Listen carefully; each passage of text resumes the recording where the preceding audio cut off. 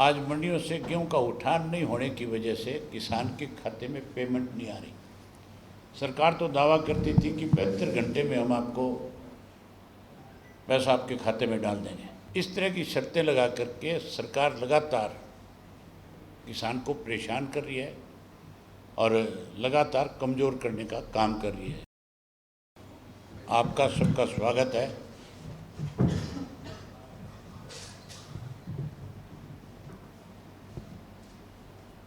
हमने पिछले दिनों गेहूं की जो खरीद का मामला था उसको लेकर के पार्टी के सभी साथियों की हमने अलग अलग मंडियों में जिम्मेवारी लगाई थी और हमने सब जगह पे किसान कष्ट निवारण केंद्र भी खोले थे। उसका मेन मकसद ये था कि किसान जब मंडी में गेहूं लेकर के जाए तो उसके सामने सरकार की तरफ से कोई परेशानी ना आए। हमने लगातार सरकार से ये कहा कि बायोमेट्रिक ख़त्म की जाए। उस बायोमेट्रिक की वजह से किसानों के सामने बहुत बड़ी समस्या हुई है। जहाँ किसानों को बायोमेट्रिक की वजह से समस्या आई, वहीं आज मंडियों से गेहूं का उठान नहीं होने की वजह से किसान के खाते में पेमेंट नहीं आ रही।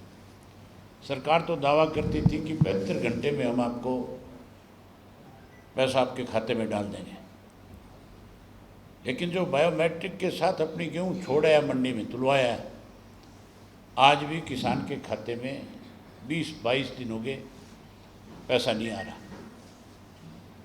वहीं ये शर्त लगा दी गई नई ओर कि जब तक उसकी गेहूं गोदाम में नहीं चली जाएगी तब तक हम इनकी पेमेंट नहीं करेंगे।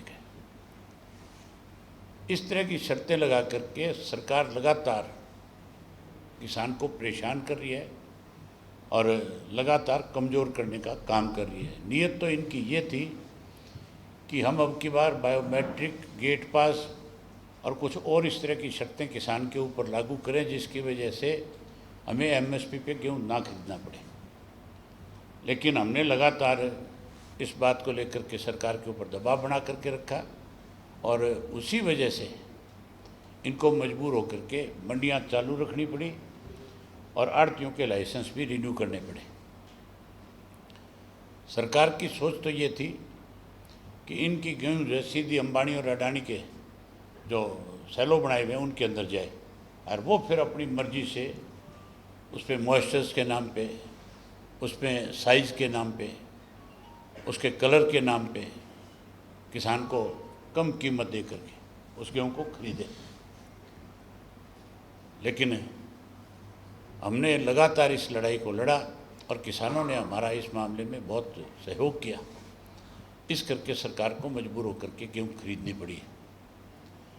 उसके साथ साथ मुख्यमंत्री ने एक विशेष सत्र बुलाया। कल की कोई कैबिनेट की बैठक हुई थी, उसमें कोई फैसला लिया है। उसमें कहा यह गया है कि हम निंदा प्रस्ताव लेकर के आएंगे। मुख्यमंत्री के पास इस बात के लिए तो समय है कि जो प्रस्ताव इनका लोकसभा में गिर गया उसका निंदा प्रस्ताव यहाँ लेकर के आए। निंदा जी, किसके खिलाफ निंदा प्रस्ताव लेकर के आ रही हो तुम? अगर विशेष सत्र ही बुलाना था तो फिर इस बात को लेकर के बुलाना चाहिए था कि हमारी जो कमियां और खामियां रही जिसकी वजह से किसान के सामने परेशानी आई, उसके लिए इनको विशेष सत्र बुला करके माफ़ी मांगनी चाहिए थी कि आइंदा से हम इस तरह का कोई फैसला नहीं लेंगे जिससे कोई इस तरह की परेशानी आए। प्रस्ताव जब लोकसभा में गिर गया तो यहाँ किस चीज़ का निंदा प्रस्ताव है? वहाँ लोकसभा के अंदर 2023 में महिला आरक्षण संबंधित जो बिल लेकर के आए थे वो पास हो चुका था। लागू करना सरकार का काम था। उसको लागू करने की बजाय नई अमेंडमेंट लेकर के आए और ये कहा कि हम परिसीमन जो है वो करना चाहते हैं, सीटें बढ़ाना चाहते हैं। फिर ये अपनी मनमर्जी से सीटें बढ़ाते हैं, सीटें बढ़ा करके आगे इनकी कैसे सरकार ये सत्ता में बने रहे, इसके लिए एक राजनीतिक गेम कर रहे थे। उसमें ये कामयाब नहीं हुए। इसके लिए मैं सारे विपक्ष के लोगों को बधाई देता हूँ कि विपक्ष ने बड़ी ताकत के साथ अपनी जिम्मेवारी निभाई और इस देश को एक गर्त में जाने से बचाने का काम किया। उसके साथ साथ आज किसान को कैसे और बड़ी परेशानी आई, उसके लिए एक नया काम और कर दिया। ये जो रजिस्ट्रियाँ होती हैं, मोस्टली किसान की ज़मीन की रजिस्ट्री है, और किसान की रजिस्ट्री जब होती है तो उसकी फ़ीस लगती है पहले 503 रुपये उसको अप्लाई करने के लिए। अगर उसको कोई रिजेक्ट कर दे तो फिर नए सिरे से 503 रुपये देने पड़ते हैं।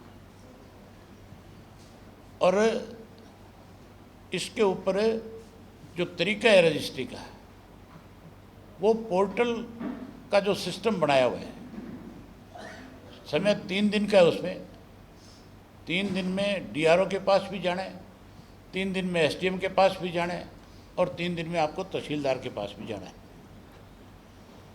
और पोर्टल पे भी जाना है। पोर्टल का कब सर्वर डाउन हो जाए, इस चीज़ की कोई गारंटी नहीं है। इस सर्वर की वजह से ही, पोर्टल की वजह से ही सबसे ज़्यादा बड़ी परेशानी किसानों को अब की बार मंडियों में आई। लंबी लाइनें लगानी पड़ी। ये तो हम वहाँ खड़े थे मंडी में, इस करके उनको फिर मैनुअल पर्चियाँ काट करके देनी पड़ी। लेकिन जो रजिस्ट्री होती है उसमें कोई मैनुअल नहीं है, उसमें उसके सामने बहुत बड़ी परेशानी आती है। सारी बात तो आपको माजरा साहब बताएंगे कि क्या क्या शर्तें इसमें लगाई गई है, किस तरह से इन्होंने ये पोर्टल वाला सिस्टम लागू करके कहा है कि घर बैठे रजिस्ट्री कर सकते हो।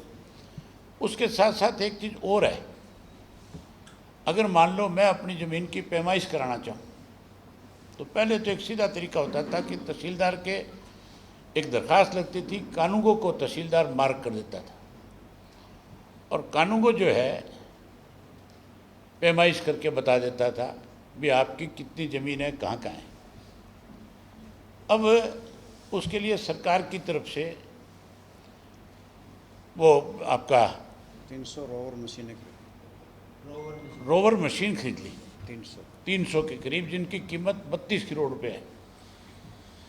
और वो मशीनें खरीदे 3 साल हो गया आज।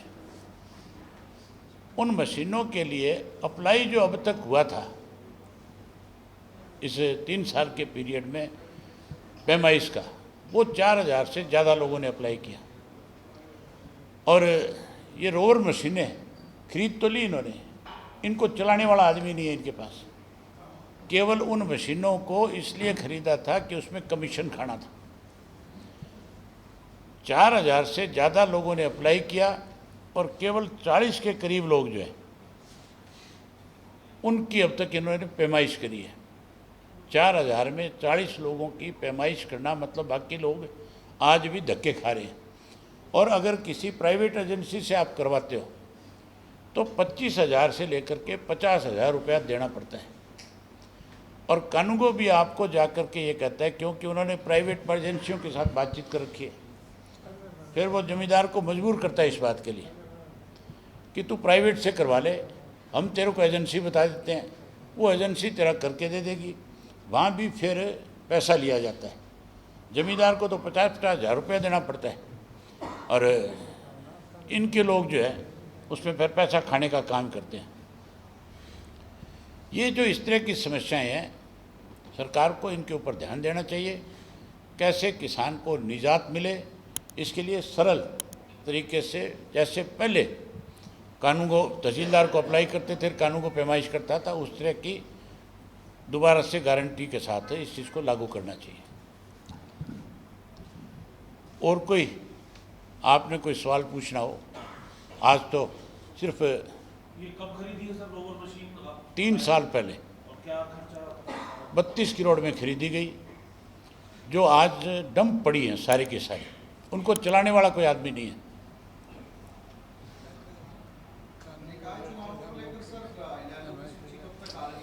हमने 2 जगह अपने कैंडिडेट तय कर लिए, और तीसरा कैंडिडेट आज शाम को तय हो जाएगा हमारा।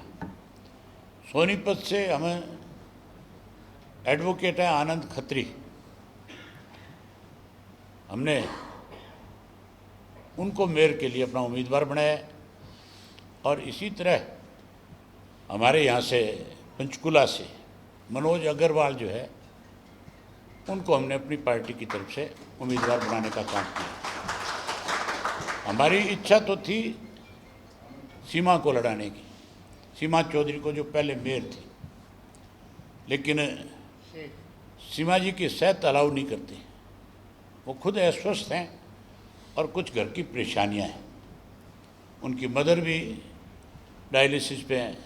इस करके फिर उन्होंने स्वयं आग्रह किया। उन्होंने ये नहीं कहा कि भी मैं चुनाव लड़ने में असक्षम हूँ। उन्होंने कहा कि पार्टी मेरी जो जिम्मेवारी लगाएगी मैं उसको निभाऊंगी, लेकिन मैं आपको आपकी मेरी मजबूरी आपके सामने बताना चाहती हूँ। इसलिए फिर उन्होंने ही नाम सुझाया कि आप मेरी जगह अगर मनोज अग्रवाल जी को चुनाव लड़ाओगे तो हम और अच्छे ढंग से उस चुनाव को और बढ़िया तरीके से लड़ने का काम करेंगे। तो हमने वार्ड वाइज भी जो 20 वार्ड हैं उनमें भी अपने कैंडिडेट खड़े करेंगे और उनको मेयर का चुनाव लड़ाएंगे। अम्बाड़ा का आज शाम को तय कर देंगे। सर, सोनीपत से कांग्रेस उम्मीदवार के पर्चा वापस लेने की खबर सामने आ रही है। कांग्रेस में बहुत बड़ी भगदड़ है। कांग्रेस पार्टी की हालत आपने राज्यसभा के चुनाव में नहीं देखी। भूपेंद्र सिंह हुड्डा 9 एमएलए बेच करके आया था। 9 में से 5 के नाम बता दिए, 4 के नाम छुपा रहे। अगर वो स्वयं बता देंगे तो अच्छी बात है, नहीं मैं आपके सामने जल्द खुलासा कर दूंगा कि 4 और कौन कौन से हैं। वो नाम बता दूंगा, मुझे पता है।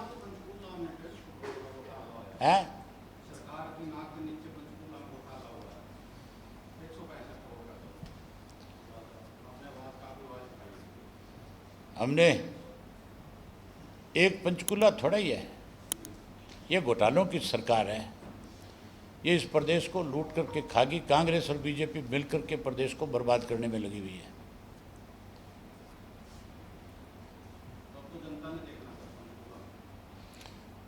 मुझे भरोसा है कि पंचकुला के लोग अपने वोट का जब फैसला करेंगे तो इस बात पर जरूर विचार करेंगे कि क्या ऐसे लोगों को अपना वोट दिया जाए जो इन पदों पे बैठ करके फिर कहीं ना कहीं जनता के गाढ़े खून पसीने की कमाई को अपने चैतों को देने का काम करती है, घोटाला करती है। वो फिर लेकर के भाग जाते हैं।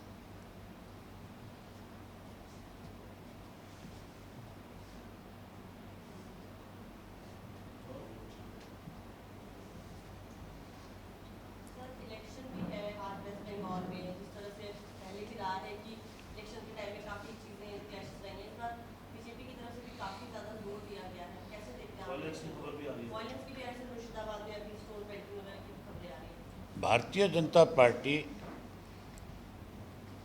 प्रजातंत्र को कहीं ना कहीं फोर्स के साथ दबाना चाहती है। ये संभव नहीं है। ये जितना ज़्यादा इस तरह के हथकंडे अपनाएंगे, लोगों में उतना ही उसके प्रति रोष बढ़ता है। मुझे नहीं लगता कि बीजेपी ने जिस किस्म से बंगाल के अंदर फोर्सेस लगा करके लोगों को डराने की कोशिश करी है, उससे वहाँ का मतदाता कहीं कमज़ोर पड़ जाएगा और ज़्यादा अग्रेसिव होकर के ममता जी के साथ खड़ा होगा और टीएमसी को वहाँ पे बहुमत के साथ जिताने का काम करेगा।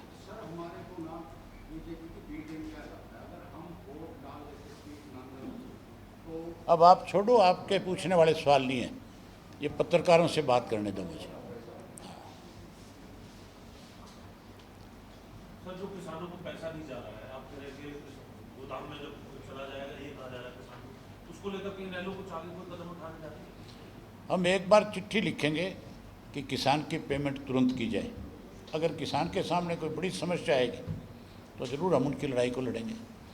हमने पहले भी जिस किसी वर्ग की अनदेखी सरकार ने करी उनके साथ लड़ाई खड़े हुए, उनकी लड़ाई लड़ी, और जब तक उनको न्याय नहीं मिला तब तक हमने अपना कदम पीछे नहीं हटाया। चाहे बुढ़ापा पेंशन की बात थी, चाहे आज किसान के गेहूँ बिकवाने की बात है, और चाहे उस वक़्त पानी रोका गया था हमारा, उसकी बात है, और आज फिर सरकार को निंदा प्रस्ताव अगर लेकर के आना है और अगर कोई प्रस्ताव पास करना है तो फिर इस चीज़ का प्रस्ताव लेकर के आए जो पिछले दिनों सेंटर की गवर्नमेंट ने बीएमबी में हमारी जो मेंबर होता था, जो मेंबर की पोस्ट हमारी ख़त्म कर दी, उसके लिए एक प्रस्ताव लेकर के आना चाहिए कि भी हमारी उस पोस्ट को ख़त्म करने की बजाय उसको और ज़्यादा ताकतवर बना करके हमें उसमें हमारी भागीदारी रहनी चाहिए। स्टेट को कमज़ोर नहीं करना चाहिए। इस चीज़ का प्रस्ताव नहीं लाएंगे। हम अपनी तरफ से ये बात ज़रूर उठाएंगे विधानसभा में कि उसके लिए भी 1-2 लाइन का प्रस्ताव आना चाहिए। हमारा इरिगेशन का मेंबर होता था, उससे हमें एक फ़ायदा होता था कि हम अपने हिस्से का पूरा पानी ले लेते थे। सेक्रेटरी भी हमारा था। बीबीएमबी से कुछ खबरें भी आई थी पीछे कि पानी जितना आना चाहिए उतना नहीं आ रहा है, गर्मियों का दिन है, आने वाले दिनों में खपत पड़ेगी। आप ये मान के चलो, पंजाब सरकार का एक प्रयास हाईकोर्ट में भी रहा। हमारे सामने कल को ये दिक्कत इसलिए भी और ज़्यादा बड़ी हो जाएगी कि हमारा मेंबर सेक्रेटरी जो है, जब हमारा नहीं होगा तो वहाँ हमारी पैरवी कौन करेगा। इसके लिए सरकार को तुरंत केंद्र की सरकार को चिट्ठी भी लिखनी चाहिए और इस विशेष सत्र के अंदर एक प्रस्ताव भी भेजना चाहिए। पास करना चाहिए। चुनावी माहौल है सर पंजाब के अंदर, आपको लग रहा है बीजेपी कुछ बहुत ज़्यादा इसको लेकर आपको लग रहा है? नहीं, आपको लग रहा है पंजाब में कुछ होगा? चुनावी माहौल पंजाब में, दोनों तरफ पंजाब के अंदर मुख्यमंत्री लगातार वहाँ पर प्रचार कर रहे हैं। यहाँ तो हरियाणा के मुख्यमंत्री को कोई बुलाता नहीं, एन खाली है, इसलिए पंजाब चला जाता है। आप एक काम करो ना, आजकल गर्मियाँ हैं, हिमाचल में किसी को कोई इनवाइट कर लेगा, छुट्टियाँ बिताएगा 4-6 दिन की। ये पिछले दिनों बिहार का ये कह रहा था मुख्यमंत्री, मैंने वो खबर सुनी, बड़ी हैरानी हुई। सैनी साहब कह रहे थे, बोला मैं बिहार की तर्ज के ऊपर हरियाणा का विकास करूँगा, ये बिहार बना के छोड़ेगा।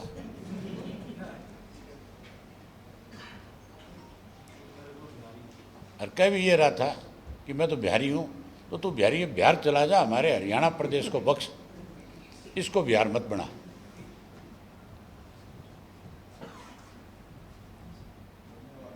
ठीक है, बहुत धन्यवाद आपका।